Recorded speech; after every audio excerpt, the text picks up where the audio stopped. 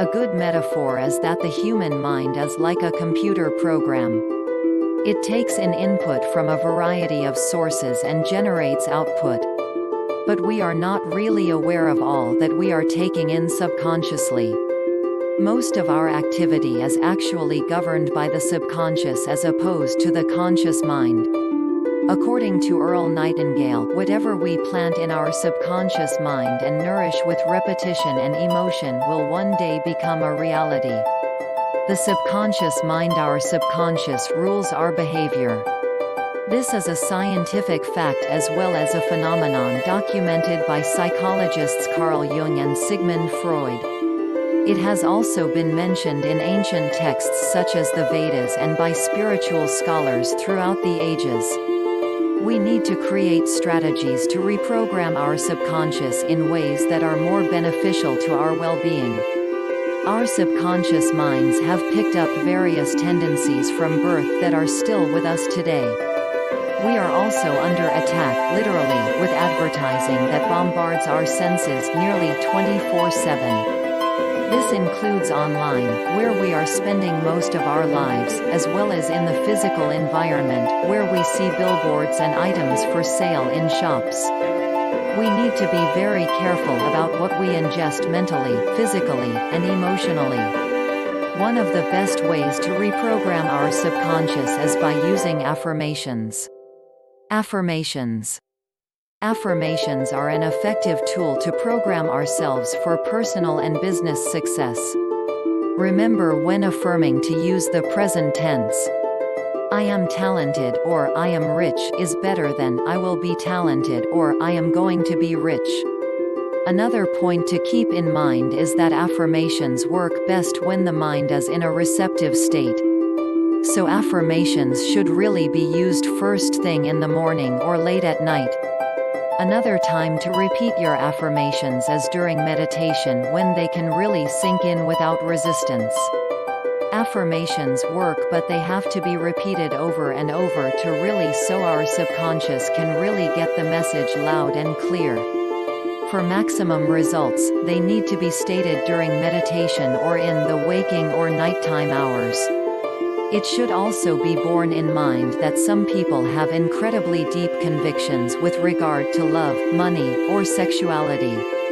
At a fundamental level, an individual might not believe that they are unworthy of love or affection.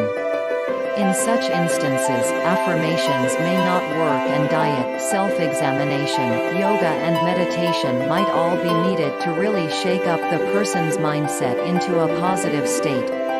There have been cases where therapists hypnotized patients into a positive belief. After a while, the underlying negative belief re-emerged. This suggests that the belief is either well-rooted or that it comes from somewhere deeper than the subconscious mind. Either way, combine affirmations with meditation for best results, as they do work to a large degree. If you can make your affirmations into a poem that rhymes, then your subconscious will repeat it consistently, much like how a song gets stuck in your head. This is the best procedure you can do if you have identified a limiting belief and want to get rid of it. Where possible, try to feel the affirmation as a positive emotion. This will supercharge it with energy and help it to manifest. You might want to take an online test to see where you have limiting beliefs. They may be around self-love, relationships, money, abundance, or happiness. In this instance, you can try to create several affirmations using different terms and tenses to navigate around this sticky belief more rapidly. For example, I am rich, I have always been rich, riches are waiting for me, I love being so financially abundant, people see me as very affluent, I have so many sources of income, I always have enough money, money is a mental abstraction and I can just think more of it, because money is so common it is easy to collect some, I love thinking about and making money, money was always easy for me to attract, poverty and abundance are just states of mind. With affirmations, it is better in general to use the present tense and to avoid negating statements such as, I am not in poverty. Just like the brain cannot distinguish between real and imaginary, it also does not understand negation. All it hears is poverty. Self-programming strategies. There are other strategies you can use to program your mind. Remember that the time you are just waking and the time that you are settling down to sleep are the best times for self-programming. Meditation is another key time. But you still need to utilize the rest of the day as much as possible to put yourself into a positive state of mind.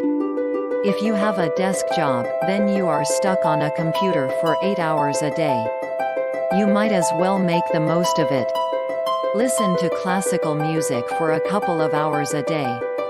Binaural beats and theta brainwave entrainment tracks are available on YouTube and on other sites. Alternatively, record yourself saying empowering affirmations and listen to it for an hour. Subconsciously, the statements, "I am rich, I am attractive, I am intelligent," are going to sink in and start to manifest in your everyday life. You could also consider lucid dreaming or seeing a therapist as a means of accessing the subconscious.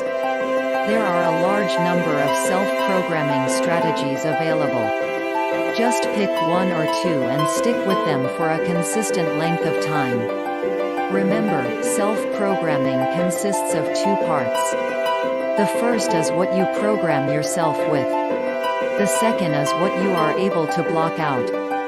You might be telling yourself how attractive you are, but other people and the world might like to tell you otherwise.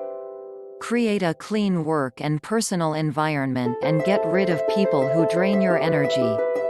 Also, limit time spent on social media and time spent exposed to advertisements of all kinds.